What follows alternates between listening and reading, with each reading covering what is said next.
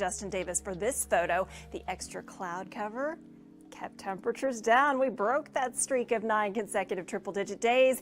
I know 98's not exactly cool, but hey, we will take it. Nowhere close to the longest streak back in 2011 of 27 straight days. Outside right now, under cover of darkness, clouds are starting to break up, and that means tomorrow we may see mostly sunny skies, which is going to send temperatures soaring back into triple-digit territory. It's 88 degrees outside right now, and as we look ahead through the second half of June, I have a hunch that 2022 could take over the top spot, but through the first 15 days of the month, we're sitting right behind 2008. As we look ahead to tomorrow, temperatures start out in the 70s. Get outdoors and do your exercise then before the heat moves in. 102 by afternoon. The record is 103 in 1925. It will be close. Marble Falls, 102 for you. 102 in Llano, 101 degrees in Lockhart. And then the beat goes on as we head toward Father's Day weekend, keeping it at least at 100. So somewhere between 100 and 102, which could mean that we don't set any daily records, but will continue to send the overall June stats up. Air quality also is not going to be a good thing. Today we caught a break. We had moderate air quality. Tomorrow we're back into the unhealthy for sensitive groups zone. Reason being,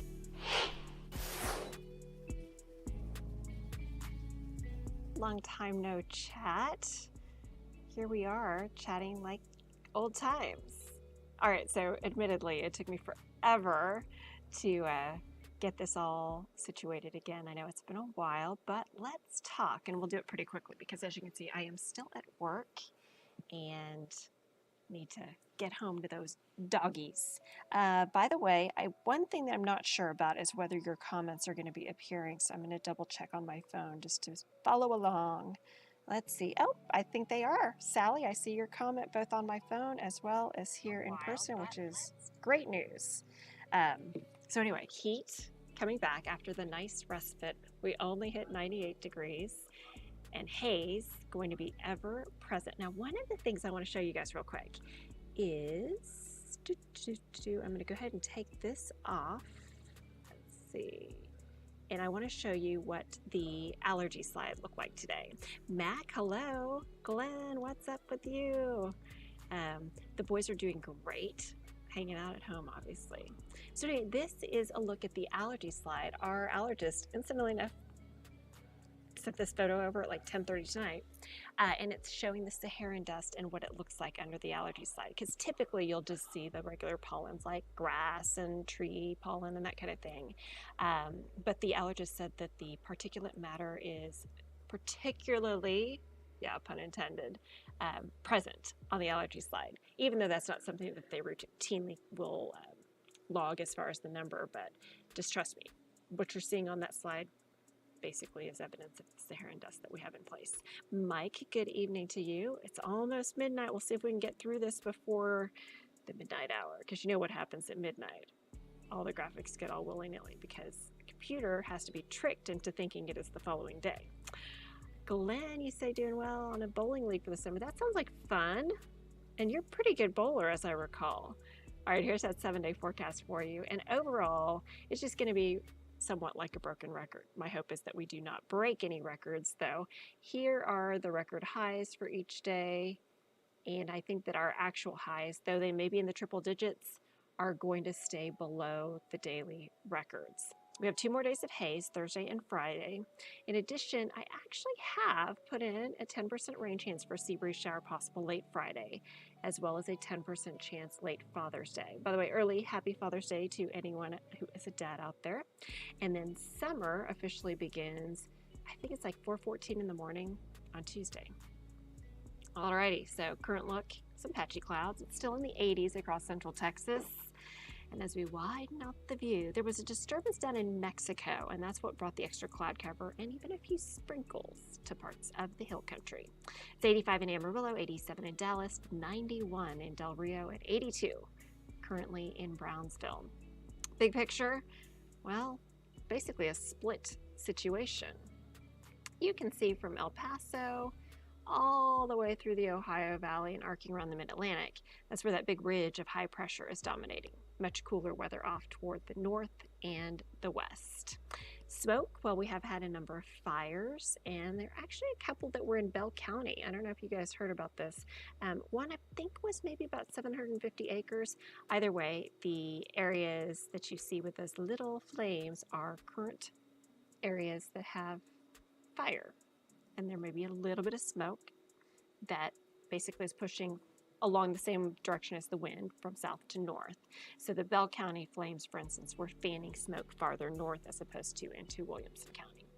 Dust, yes, the dust has been a big deal and will continue to be so. As we work our way into Thursday, last big batch will peak. By Friday, we're starting to see the lighter colors, meaning it's starting to dissipate.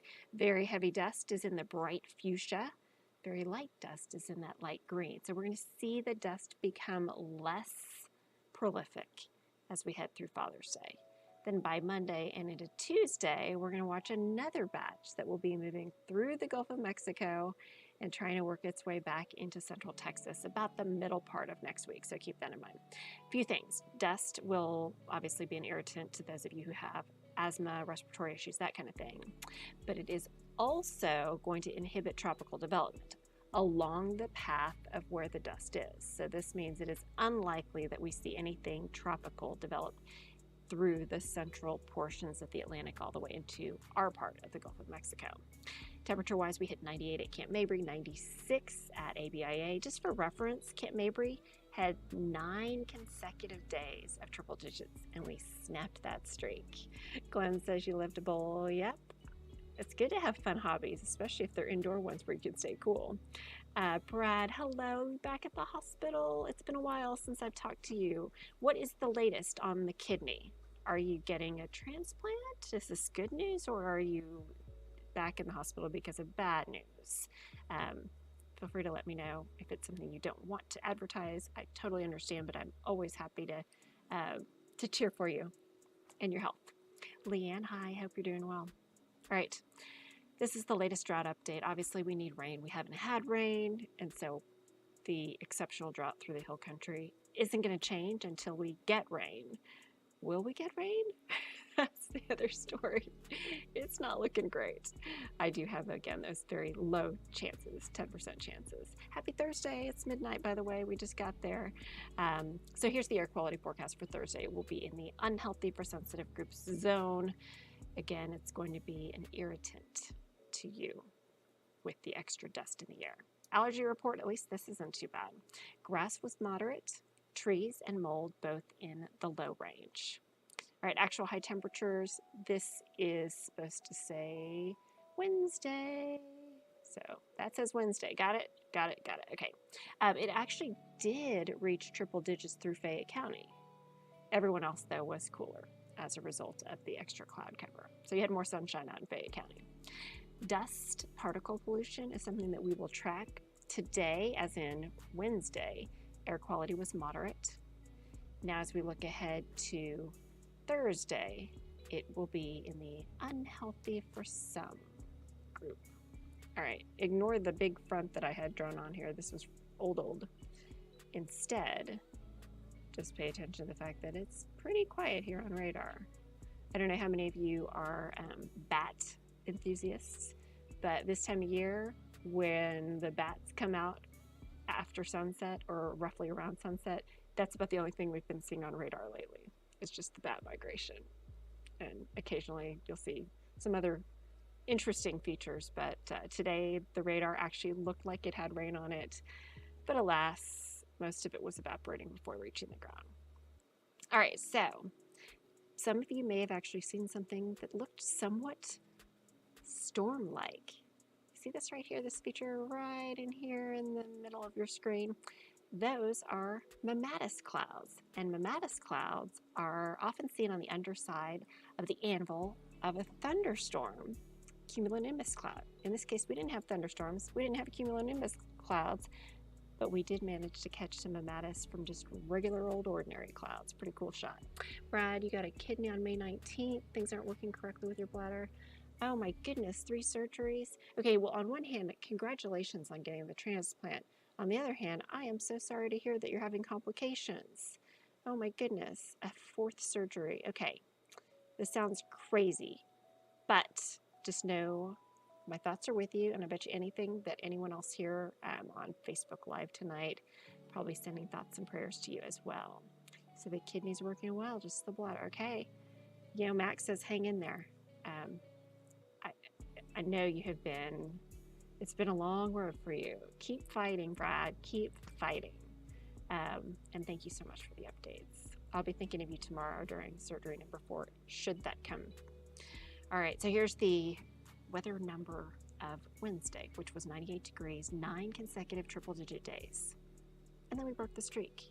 We did not set a record. The record for the most consecutive triple-digit days in the month of June, 10. That was back from June 12th through 21st in 2011. Also, in 2011, we had our longest overall streak, 27 days, all at triple digits. Can you imagine almost an entire month? This spanned from July 17th through August 12th of 2011 when we set that record. Sally is sending prayers as well to Brad. Let's see, Glenn went to a drag race. That's fun. All right, take a look. Still have that breeze out there. Goodness, our weather's been weird, hasn't it? So between the dust and the wind and the warmth, lots to talk about. Now, as we look ahead, the first half of June is officially in the books. And if you take a look at June 1st through 15th, average out the temperatures, we actually rank second for warmest first halves of June. As we look ahead to the second half of June, looks plenty warm as well. There's potential that we could see triple digits or close to every single day until maybe the 29th or 30th of the month, the way things are looking. Not great. True, Brad, you're not stuck in the heat. That's so true. Hospitals probably keep it pretty cool. Oh, thinking of you. Okay, I'm forecasting 102 on Thursday. 103 is the record dating back to 1925. We'll go 101 in Mason, 102 in Llano, 99 Elgin, 101 LaGrange, 102 in Lockhart. Shout out to you, Glenn, in Caldwell County. Meantime, the temperature outlook as we head toward Father's Day. More triple digits, but not quite record heat. I'm okay with that if you're okay with that. Like, let's not overachieve. I did mention to you the air quality. We talked about the dust. We'll run through this and then we'll look ahead to possible rain chances with a question mark. Boy, it would be nice if we could snag some rain. Isn't that the truth? It would clear out everything that's out there. Okay, so at least the dust takes a break Saturday, Sunday. Then by Tuesday, we see more move back in. Now, currently, the ridge of high pressure is basically centered over the eastern United States. But what's likely to happen is that ridge may scoot back over and kind of center itself over Texas. And as a result of that, we're probably going to see our heat build, which is why tomorrow we're back in the triple digits. Okay, hour by hour forecast starting early Thursday, right around 77 degrees in Austin, patchy cloud cover quickly giving way to sunshine. Afternoon high temperatures, triple digits for many areas, upper 90s for others. Southeasterly wind, but not as breezy, about 5 to 10 miles per hour. Fast forward to Friday, we may see a lot of sunshine throughout the day. Southwest winds on the light side to start off, and then by late afternoon, there is a very small, as in don't get your hopes too high, chance, perhaps, of seeing some sea breeze showers develop. There may be kind of a weak front to our east, and there could be some outflow-driven showers that might interact with the sea breeze and maybe bring a little bit of rain to a few select lucky folks. So I did put in a 10% rain chance for late Friday. There you go. That was it. I'm going to go scoot back just a little bit so you can see it in all its glory. Okay, here's 3:30. There's 4:30. There's 5:30. Look at Milam County. Look at Lee County, Fayette County. 6:30. 8 o'clock. Woo, it's exciting. There's actually the possibility of seeing rain on radar.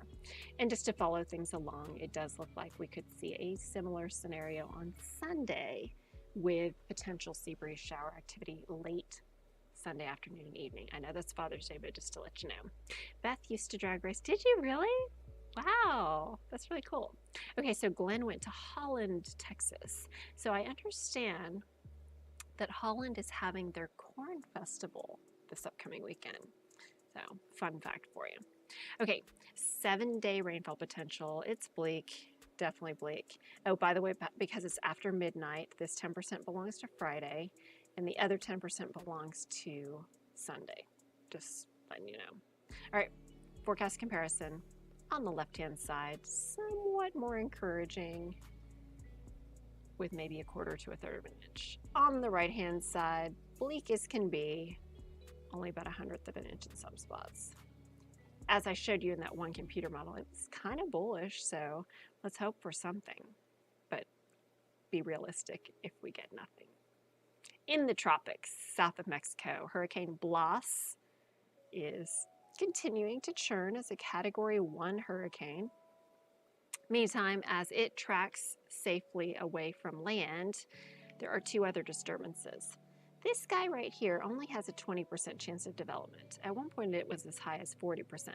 It's already inland, but there's an indication that it may try to move into the southern sections of the Caribbean, perhaps in the upcoming days. So something to keep in mind, but it is unlikely to affect anywhere else. Okay, and then another system is down south of the Central American countries of Honduras and El Salvador, and if it develops, it's not going to have any effect on the United States either. So in no way, shape, or form will we see any of this affect our area. All right, and now we're back to the 7-day forecast, and with that, we are done. Beth votes for the left side. Yeah, oh, it would be amazing if we could catch some rain. Sure would. Brad said, also about to have to move in with mom who lives in an RV. Really? Galveston? That's, you know what, it is kind of exciting. An adventure. And that's cool that you still have your mom to be with you, and it's fantastic. I all the best to you. So there are a lot of meteorologists that are highly regarded in the Houston area. I'm trying to think. I don't know any personally, but I think that you're in good hands probably at any of the stations. One that I did know who's retired was Tim Hiller, and he's no longer at KTRK, which was where he was. And another meteorologist that is no longer in Houston is Brooks Garner, and he's fantastic, but he's now in Florida. So yeah, I don't know any personally, but I do think that you will have plenty of good people to watch. And you say you can't do it on your own. You know what? It's good to be able to lean on someone who can help you out. I'm glad that you have family to do so. All right, we're done. Calling it. Having a great night. Have a better Thursday, and we will talk to you again down the road. As always, you can check in on cbsawesome.com/weather. Hey, and the website's telling you to sign up for the daily newsletter too. Have a great night. Avery has your forecast first thing in the morning.